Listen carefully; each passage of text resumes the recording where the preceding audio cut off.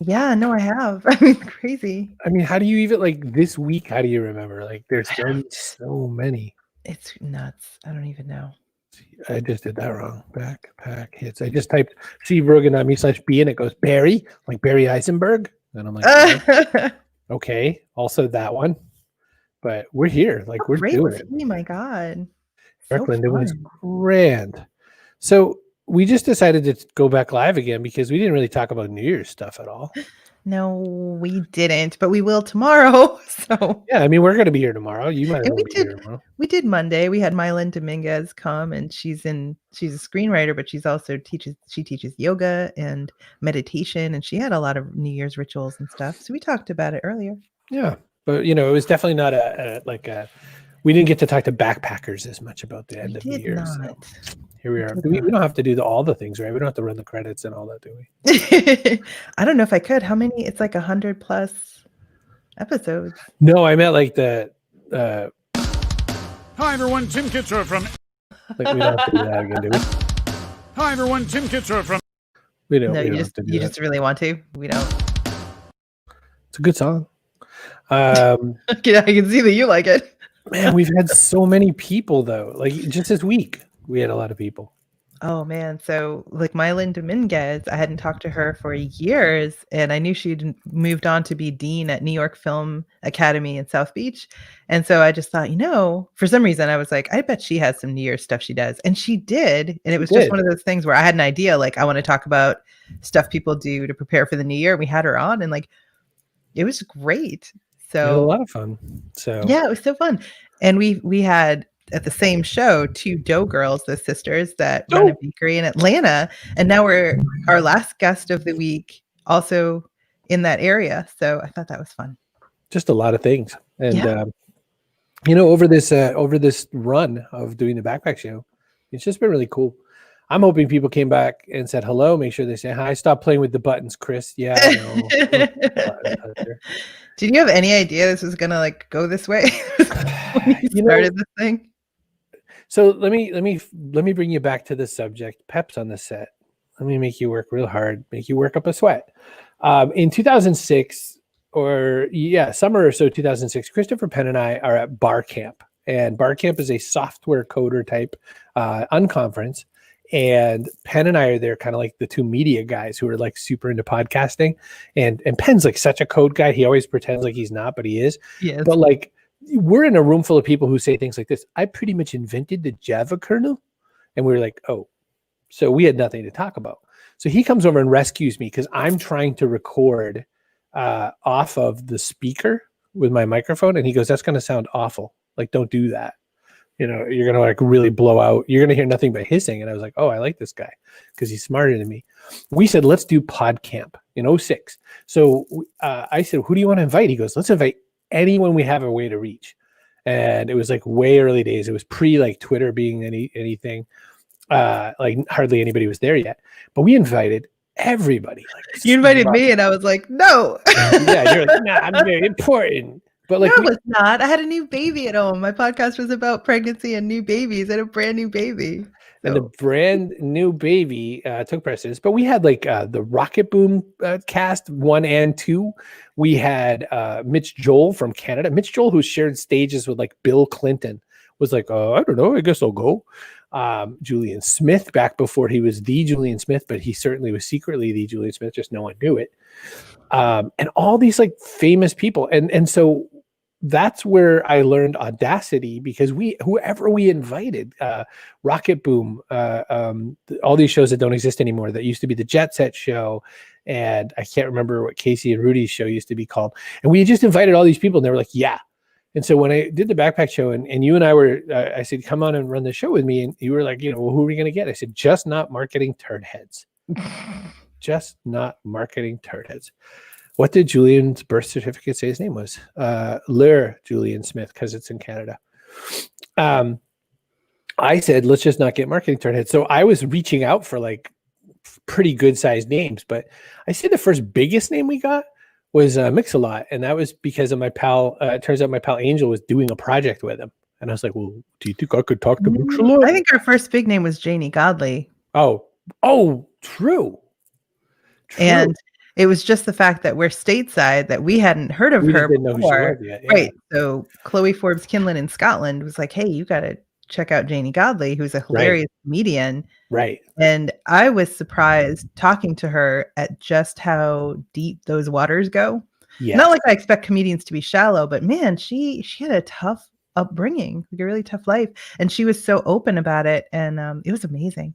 Rex is like, why are you live? This seems late, Rex. We did a regular episode, but did. then we just didn't really do a year-end wrap-up, so we wanted to do that. So welcome to So the we did year-end a whole wrap-up. show where we talked to a stuntman, Eric Linden, and he's amazing. So go check that out for sure. But here we just wanted to kind of wrap up the year and thank everybody for being part of it. That's Stunt man, stunt coordinator, stunt commentator, actor, serious actor, it turns out. Director. Second unit director. Yeah, he is the second unit. His So, unit. but then, so the interesting thing about this, so you said just not marketing turd heads. And for me, this was like so liberating because anybody I could think of that I ever wanted to talk to and ask questions about their success, I could do it. And I was like, I want to find some Broadway actresses. Like, and I did. I want to talk to a race car driver. And I did. And it was like, for me, the first time that I was totally unencumbered in pitching like whoever I wanted. Distillers, right? Master distillers. Yes. I don't know what that's about. Let's find out what that's about. Comedians. All sorts. A nun, a professional dominatrix, a sexologist. I mentioned those three a lot. Yes, because those are people that I was like, who I'm never going to get to talk to. Right. Like in ordinary life, but who clearly have insights into things like about like providing a service, in a unique way. The fun part of doing it though has just been like how willing people are once they get the sense that our show is serious. Once they get a sense that like we're doing this and we're treating it like something, and we've got graphics. But like for instance, I was watching. I went to go to Netflix because a friend of mine said, "Hey, second season of Umbrella Academy's on," and I was like, "Yes!" And my friend was wrong. And so Netflix said, "Well, you can't watch second season of Umbrella Academy. Would you like to watch Diablero, a Mexican comedy horror series?" And I was like, "No!" And I pushed play. I'm not watching this if I don't want to. And then 7 episodes later, at about 2:54 a.m., I start thirst tweeting one of the actors. Like, Fatima Molina. I really like your acting. And clearly what I'm saying is, you're really sexy. Like every person on the internet does when they're attracted to an actor. And thank goodness for me, her co-star, Horacio Garcia Rojas, sees the tweet and responds to the tweet and goes, "Hey man, so glad you like it. Yeah, it's cool." Which is hilarious because you and Fatima, no chemistry. None. You and Horacio texting backstage nonstop. Like little boys. And Horacio, and she's fine. She's wonderful. She's a great actor. But I started a friendship with Horacio just because why not? And it is but why? Why do we do a business show about this? It's because all the business shows talk to all the same people about all the same things. It's like, how do you get a really good email autoresponder? I've got an episode like that coming up next week on another one of my shows. But you don't want to talk about that. You want to talk to movie stars and you want to talk to hookers and whatever. Success is success is success. And you can take lessons from how people like Eric Linden, who said, I decided I wanted to be a stuntman. So I said, hey man, I'm a stuntman. I can do stunts. I can do He had stunts. no experience doing stunts. He learned, but that there's something you can take from that, or like when we had Ben Proudfoot on, who does documentary films, and he'll do branded documentary films and use that money to like bankroll his passion projects to make other documentary films, more along the lines of what his personal interests are. So he doesn't have a lot of debt or like outside investment that has to direct his art.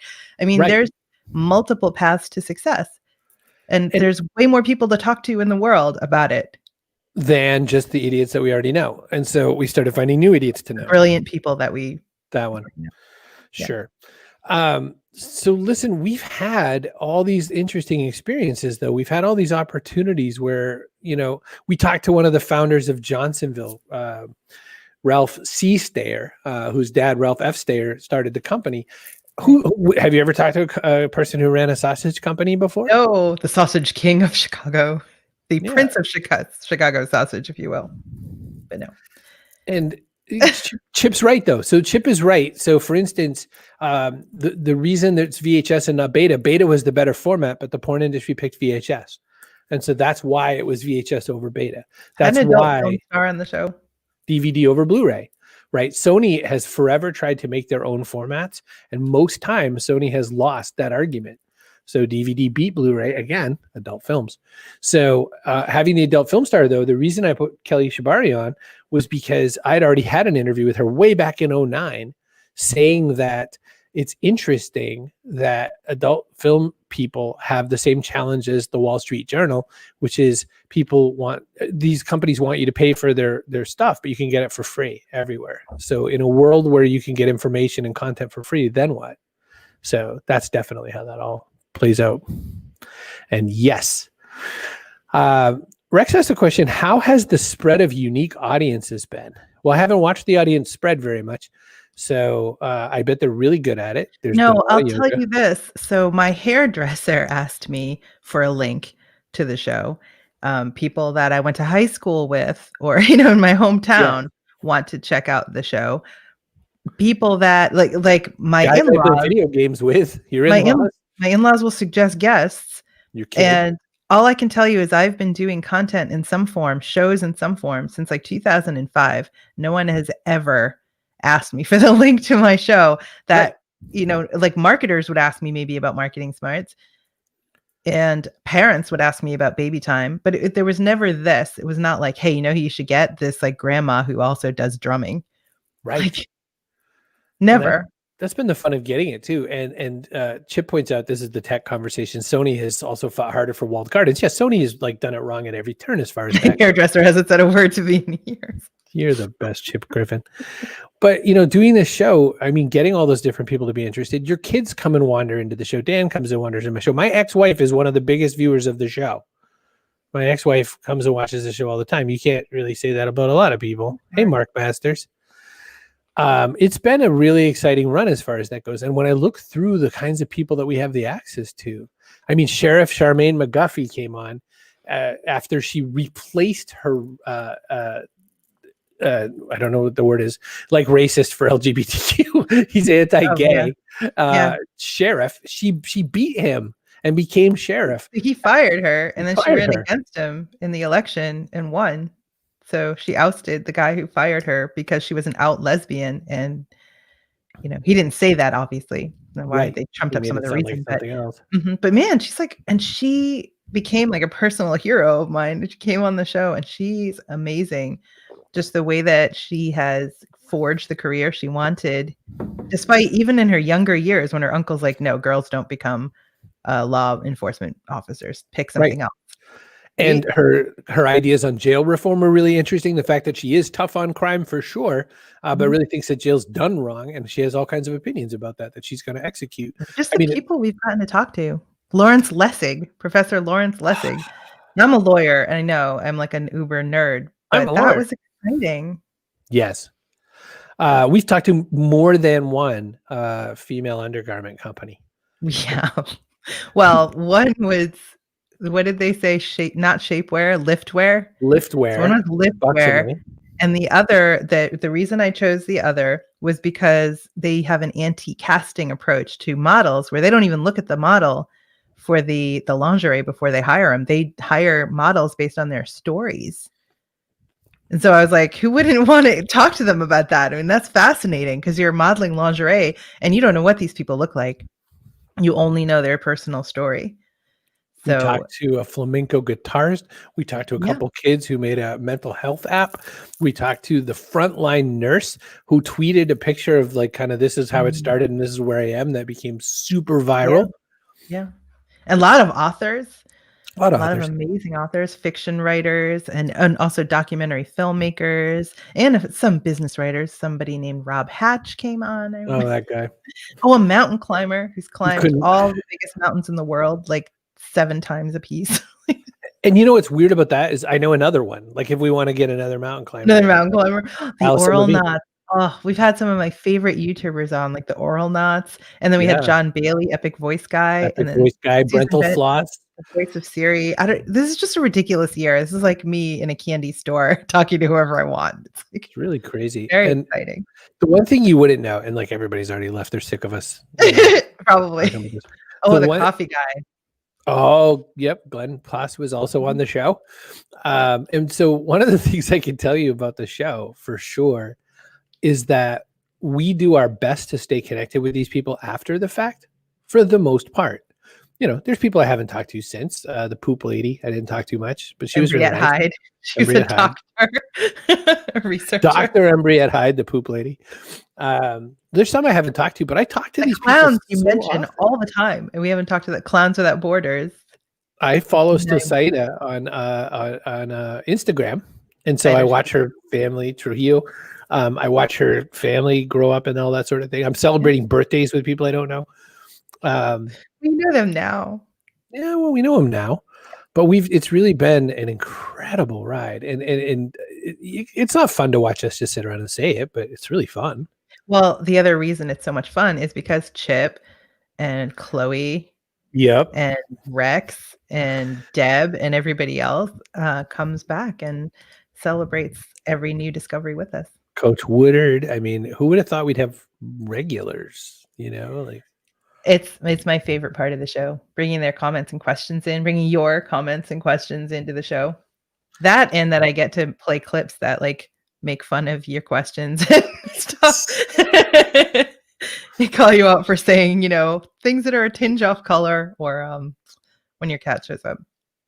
I'm never proud of other projects I do. I never, ever brag up my other projects. I don't care about any of my projects really that often, but this is the best thing I've ever worked on. And partly because I have a really killer co-host that does a lot of the lifting, but also just because, boy, we have like so many good people to connect with. So here. You're in the studio and out there. It's amazing though. I mean, I'm scrolling. So if you ever see me kind of like making a weird face, I'm scrolling through Freaky Hoodie. You know, Sylvain, whatever Sylvain's last name is. So Freaky Hoodie, Sylvain Helene, Yes. tattooed all over his body multiple times because in his mind, there's the tattoo's not finished yet. It's like, it's all in process. Even his eyes tattooed. And he's also a primary school teacher and he loves both those things. So that's the kind of thing. So I booked him the way that you usually book, which is to say I saw an article about him and was like, that's interesting. I need to talk about that. Because I thought there's a way to have the life that you want and be the person that you are and still have the career you want. Like a lot of people would be afraid to get even one tattoo because they'd be afraid that then they can't have the career that they want. And I thought that's a conversation worth having about business success is how you have the career you want and have the tattoos you want. Like if there were one thread through all of it, well, there's probably like three really big threads. If the one theory wise, yeah, definitely that's true. Theory wise, one of the things I think that makes this show different than any other show is that we've learned through all the different guests without trying to find them based on this, that everybody who wins tends to win because they choose their way. They choose their way to do it. Even, I mean, look, Sheriff Charmaine McGuffey is a sheriff. Like you have to follow laws. It's a pretty locked up kind of business. You don't get to, you know, there's not a lot of leeway there, but she still did it. She's like, well, I'm gay and I'm out and I'm going to run this jail. Right. Like it's not, that's how she did it. But every single person that we brought on was that. That's thread number one. Thread number two, engage with the people that we have the pleasure to serve here. This community is the reason we do the show.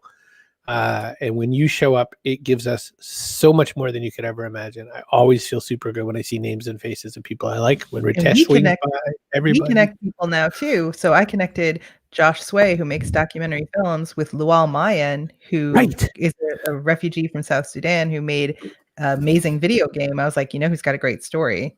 Lual Mayan. So these are the connections we can now see between people because we've gotten to talk to them about their success and their stories. And because they're open about their struggles, you know, and they share them with us, we're able to kind of see who would make a good match, sort of. Yes. And it's connecting people is like the biggest thing in the world. And then the other one that's super important, this is the third thread. We talk about this a lot. We talk about it a lot backstage. one of the things I also wanted to do with the show is like, let's shine the light on a bunch of people that don't often get the light shined on. You know how weird it is that today's episode was a straight white male? Like, that's the rare episode in our show. Our show is a lot of people of color, a lot of people with different sexual proclivities and backgrounds and genders and whatnot. A lot of different people with a lot of different views have made up this show. And I'm so I want to brag about it all the time. Like, probably too much. I want to brag about it. So I don't brag about that specifically, but I do ask other people why they don't have more people of color, why they don't have more representation. Like, if I have the kind of relationship with someone where I could say, hey, I don't know if you noticed, but your podcast roster is like blindingly white, I will have that conversation. And when they're like, oh, it's really hard, you just can't find, people of color, I'm like, really? Because I think you can. Like, at this point, it's like ridiculous how many we're getting. I mean, I think it's like what Eric said too. Eric said something about once you get a lot known, of women. Yes. A lot of women. Yeah, well, Deb, think about that. A lot of people are patting themselves on the back for almost getting to about 40% women on their shows. 40% white women, 40% white heterosexual women, 40% white cisgendered heterosexual women, right? Like, they're patting their back for that. And what we're saying is, there's so many people who just don't get the microphone handed to them. There's so many people that don't get the spotlight thrown on them. And it's a mighty, mighty, mighty, mighty opportunity to talk about various religions, various cultures, we're just going after it all. Ages. We like old people. Yes. The world doesn't like old people. Oh, we've had so many people who started their dream career at retirement. Started a whole nother career. I'm trying to think of her name and I'm totally blanking. And it's because it's the name you don't know very often. She immigrated here in like the 70s and did that incredible story about it. Oh, I remember what you mean. From Russia? From Russia. Kiev, born in Kiev. Yeah, Kiev, Ukraine. Yep. Mm-hmm. Formerly the Soviet Union. That's why we keep getting that. Right. And so the interesting part about that was over there, it was difficult because she was Jewish. Her family was Jewish. There was a lot of discrimination. Life there was not great. And even though they had a lot of misinformation, she just figured, it had to be better here. And so she undertook this whole journey with her whole family at great personal risk to come to the States and create a better life for their kids. Like, she just couldn't envision it, but she figured it had to be better. And it's so many fascinating people. I have to look her up. I can't remember her name and I'm feeling awful about it. Very lovely, Benna, you know what? I couldn't pronounce it right. I want to say spell it. Sheklanoy. I can't. Yeah, that's right. Benna. So she was really great. Rex has The Apple Doesn't Fall Far. That was the name of her. That's right. Her play. The two plays that she wrote. Yeah, they're two plays. The Apple Doesn't Fall Far is where you can find her. Big plans for next year, Rex asks. No. It's so funny. You always hear that on every show ever. Lots of big plans for next year. No. So Chip is saying it's not a great excuse, but it's understandable. Some people can't find guests of color because they don't do this as a full-time gig. I don't either, Chip. I got 3 other businesses. All it takes is desire and a willingness to admit that you don't have a lot of people of color in your personal like Rolodex, to go back to the 60s and 70s, and be willing to. So when we had a couple people on in the beginning, Black entrepreneurs, I was like, I want more Black entrepreneurs. Where do I find them? I was like, I want to showcase Black entrepreneurs and their success. And you know what? There's lots of them. Look at this. Look what Ritesh said. So this is like Rex just asked if we have big plans, and we said no. If I had a big plan, and I do not, I always think of Heath Ledger played the Joker. I'm like a dog chasing a bus. I don't know what I'd do if I caught it. We did a half day of underserved entrepreneurs in New York City in January, Black, brown, female, etc. Largest attended event with 250 people, a lot who refused to leave when the event ended as they wanted to continue the conversation. That's the next level. The next level of what the Backpack Show could be are people coming here with money who say, I like Luau Man and I want to give him money to do a thing. Yes. That's Native American. Yes. So we had just this week, someone on, an Indigenous business owner, Ariana Lauren, from the Cowichan tribe in the Vancouver area. And that's exactly how I went about it. I was like, I want to feature some Indigenous business owners as well. Like and you know what? It takes some looking. It takes some looking, and it's worth doing it. You know, And it's worth doing it. That's my weekends, basically. Like Chip, you were saying most hosts don't do this full time. I don't do it full time either, but I will think about what kinds of, people I haven't talked to who would be interesting for you, who you could learn from.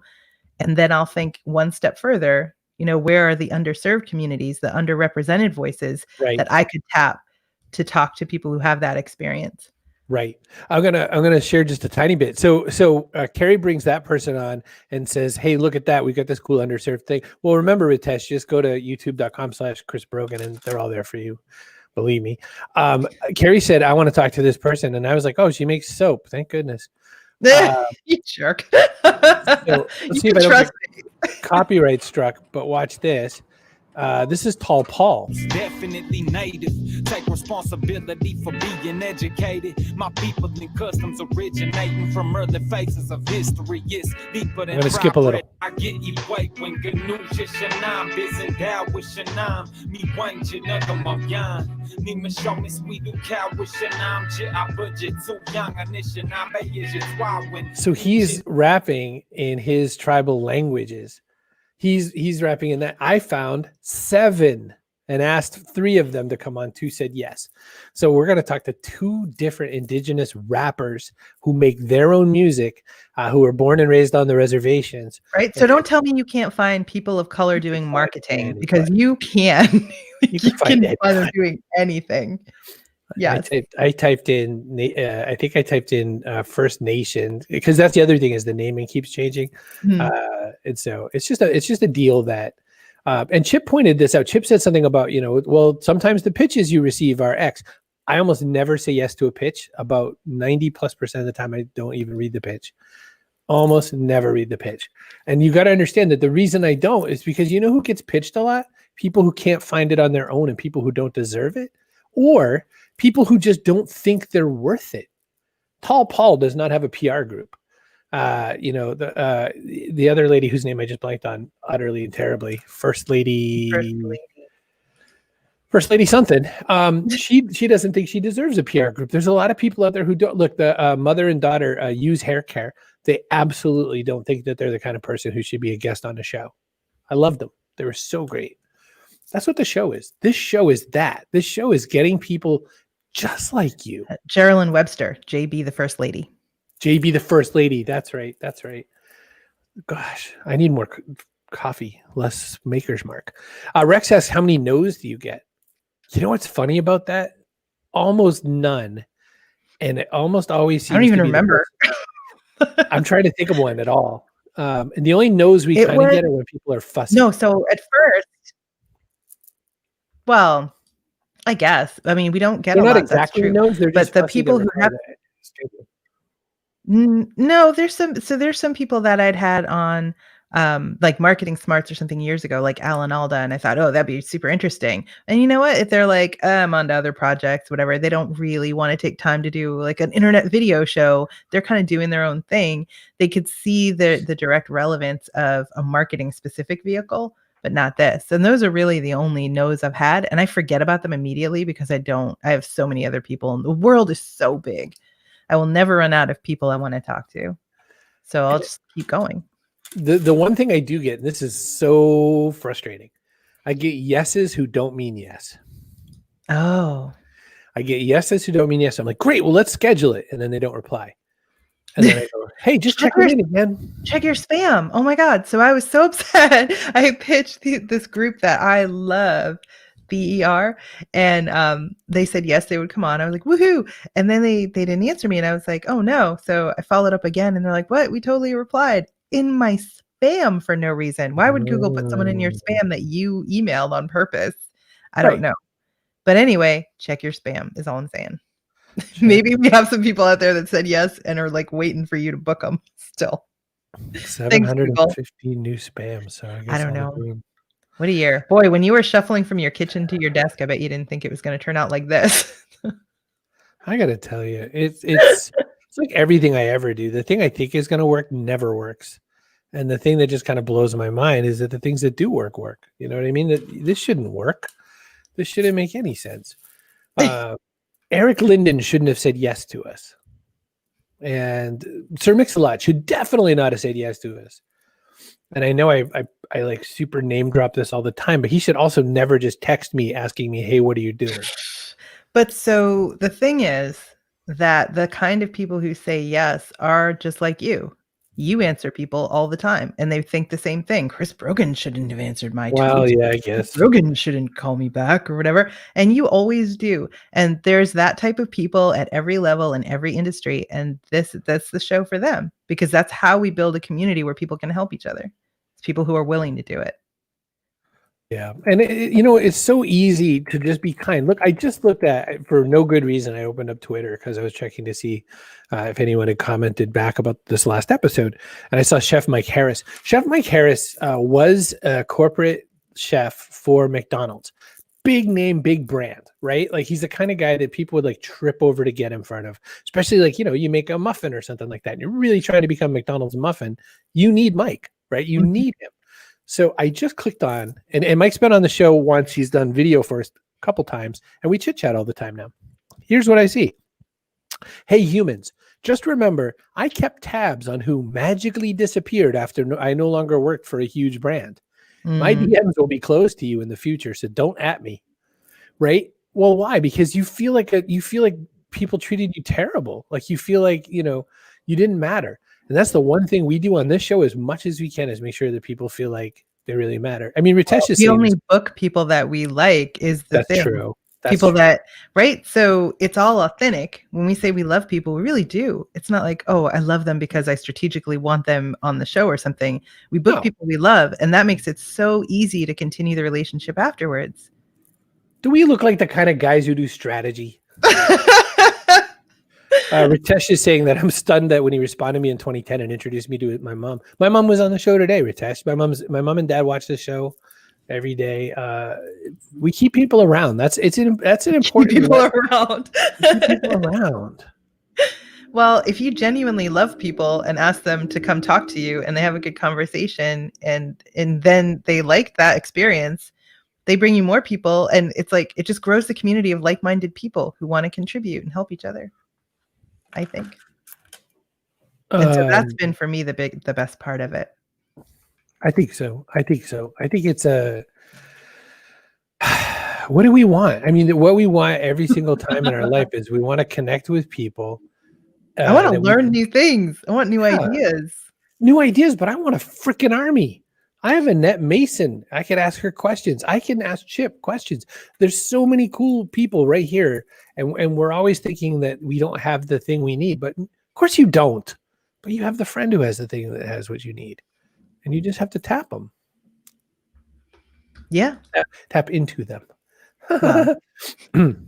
You've helped so many people over the years, and that's why they show up for you. And that's so the kind of person who says yes immediately to us and comes on is the kind of person that I can be like, oh, hey, this person has questions about stunts. I'd really prefer they didn't break their neck. Do you mind helping them out? And Eric Linden would be like, oh, totally. Like, I'll give him some advice or whatever. I'll put him in touch with some people. So those are the kinds of people you need in the world. And I'm really excited to have met so many of them this year. We get so lucky too by the people who are willing to stretch that network. When you said Joshua Sway reached out to Luell, I mean, it's big. Rex says it doesn't sound like you have much of a strategy for 2020.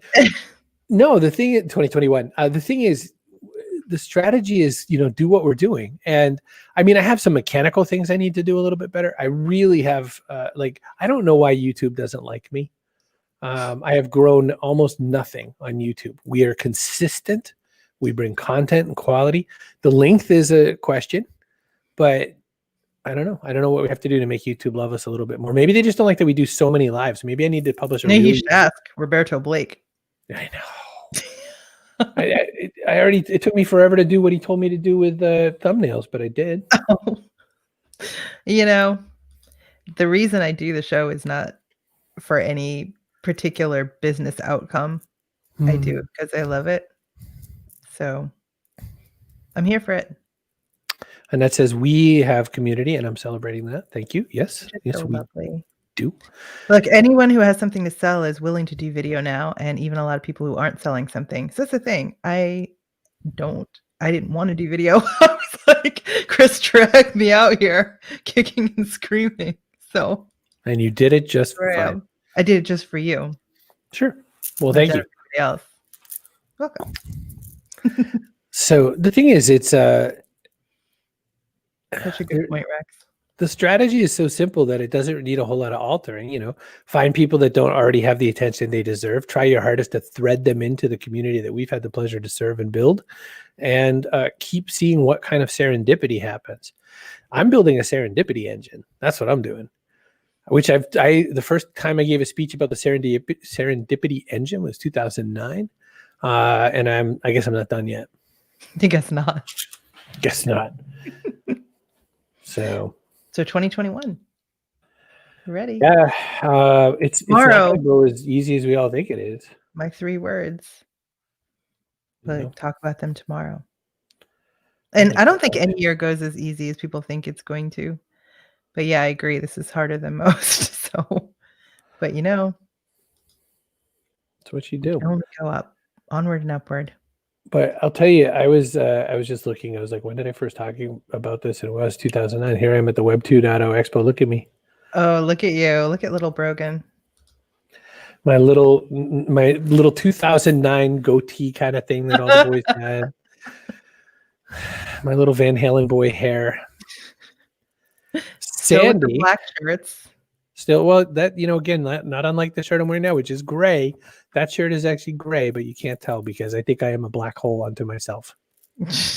Sandy says this is going to be my year to launch video. Good, Sandy, because we need it. We really do. And I've been saying to people for years, it's coming, it's coming, it's coming. You're going to have to get better at video. You're going to have to get better at video. But it's actually 5 years ago. So at this point, you just have to get caught up a little bit. Oh yeah. Well, for me, so I was trying to say, are you sure that shirt isn't yellow? So for me, when people are like, why don't you do video? I was like, 2 reasons. First, I don't want to edit video. And second, I have no poker face. And this is why I can only book people I really love, because you can see it in my face if I don't like somebody, even a little bit. You can see it in my face. So that's how you know. The Really worst thing you love can ever do is go back and watch these videos I and don't. see when I am not happy with a guest or whatever. A lot of times I'm not happy with the technical thing that happened. It's not even them. That's It's just true. like their video is broken or something. You do get grumpy. There are binders. There how are to binders handle on how that to take care of me.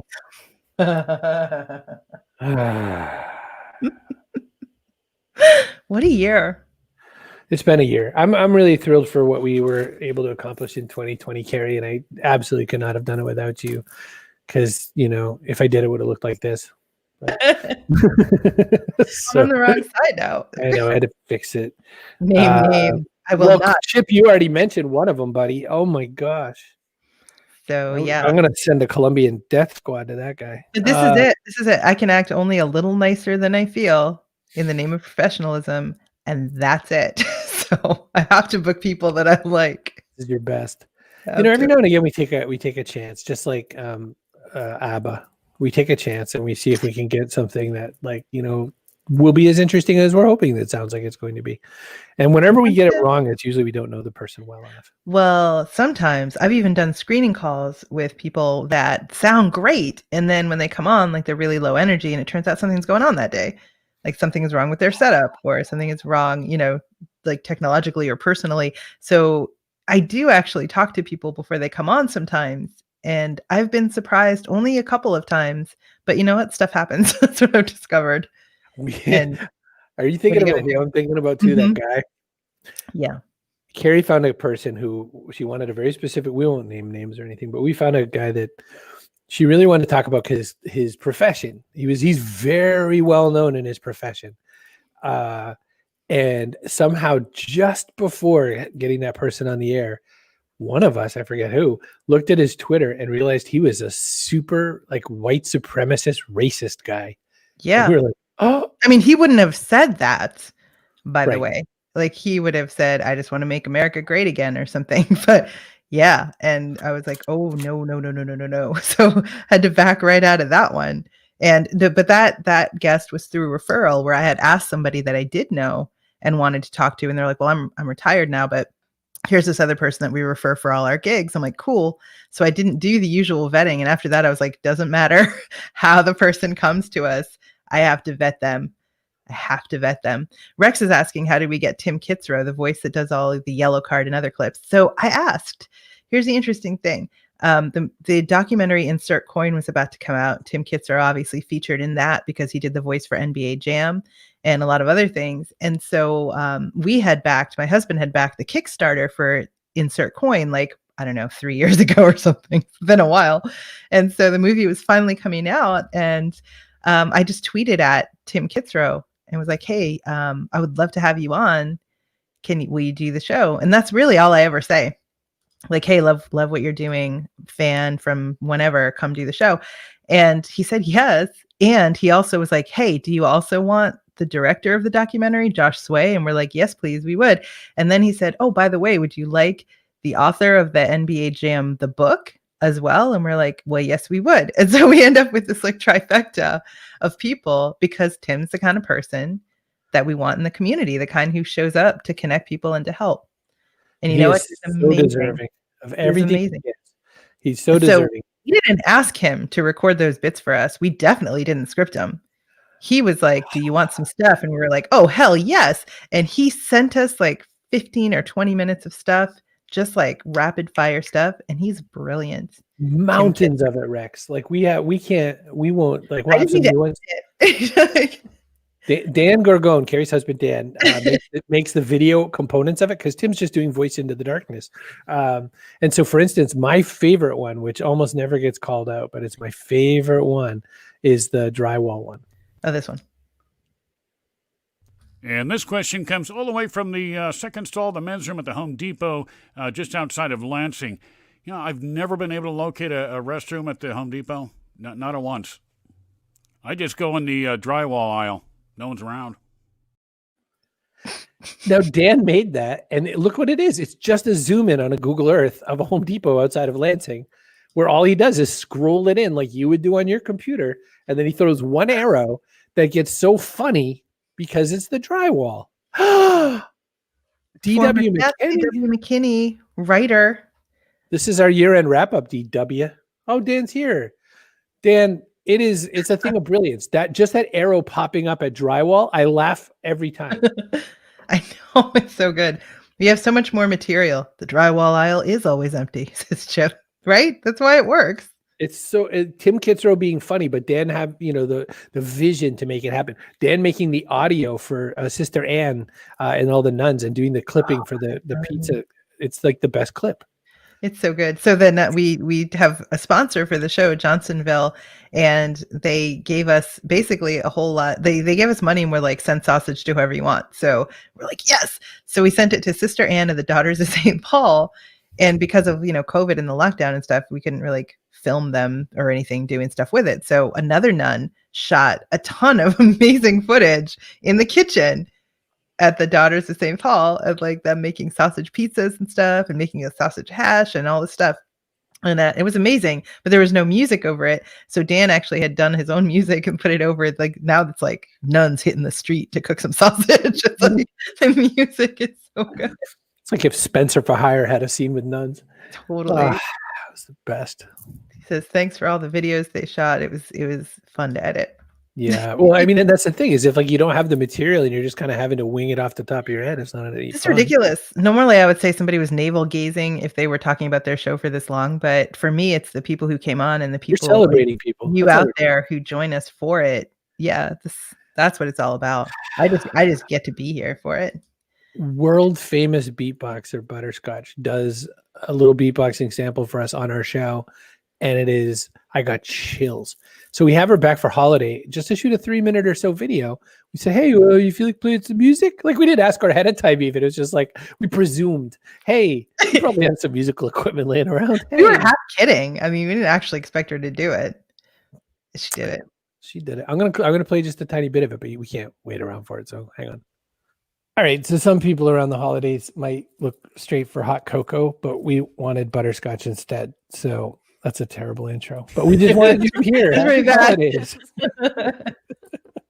We just wanted you, and we wanted to hear some music, and so we thought we would subject you to, the tough job of quick make holiday music and Right. see if you're up to it. Do you think you could put something down? Yeah, I was just searching for these sleigh bells sounds. So, we'll just go. We're just gonna make something up. Like I gotta some stress holiday- something. I Yeah. gotta stress something. This is not made up. Like this is not like this is legit right now in the moment. It's not like Yeah, like she didn't have something ready. Yeah. No, we totally sprang this on her. This is like Bing and David Bowie hanging out going, "Oh, do you like some songs, Bing?"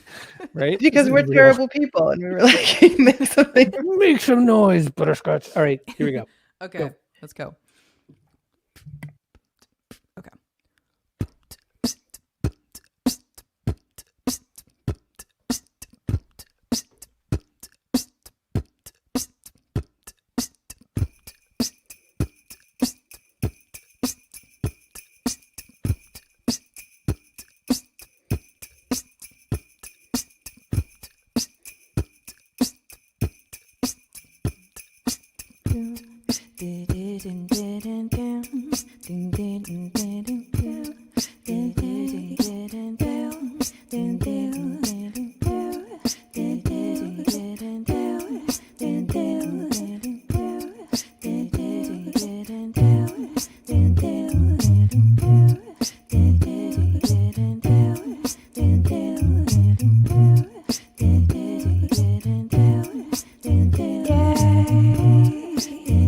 Happy holidays to you.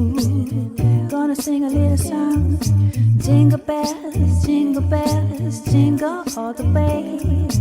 Oh, what fun it is to ride in a one-horse open sleigh, sleigh. Jingle bells, jingle all the way. Oh, what fun it is to ride in a one-horse open sleigh, sleigh, sleigh, sleigh. Yeah, yeah. And you don't get that just by doing stuff. You get that by making friends and connecting with people. And then you have a random legendary beatbox and music champion who like records with real life huge mega bands and stuff. Just come by and make a song. And with a lot of lessons to teach about success and claiming it on your own terms.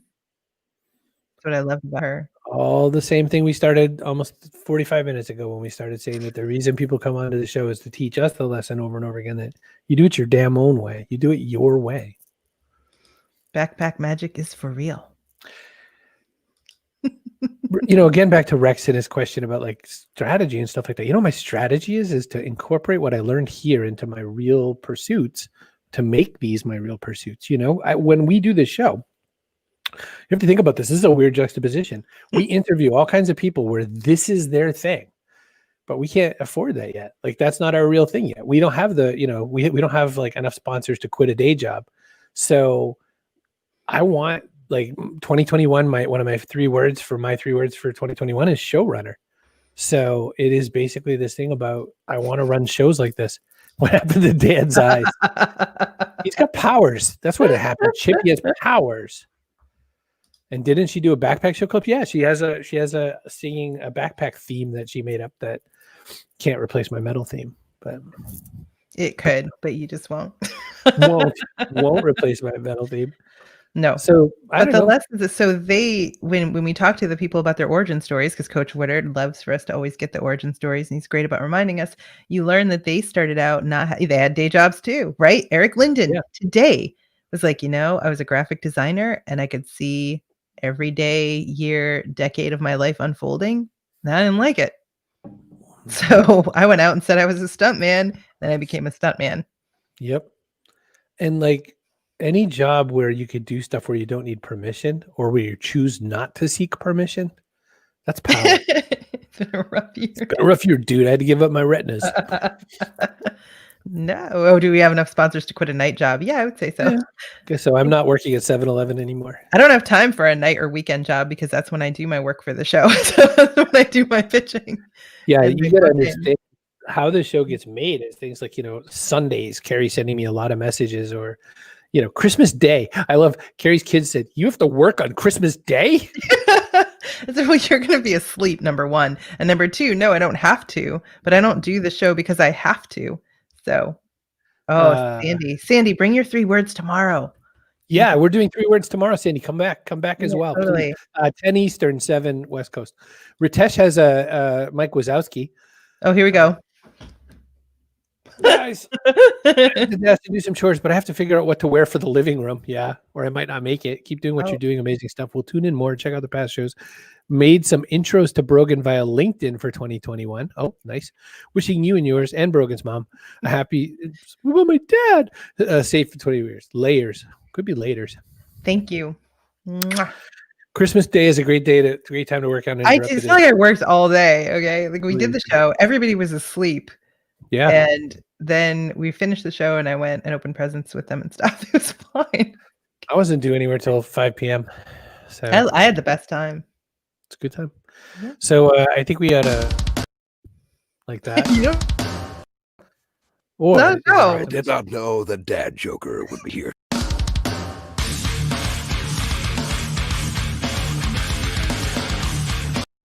and then we finished the story with my grandmother. And that's it.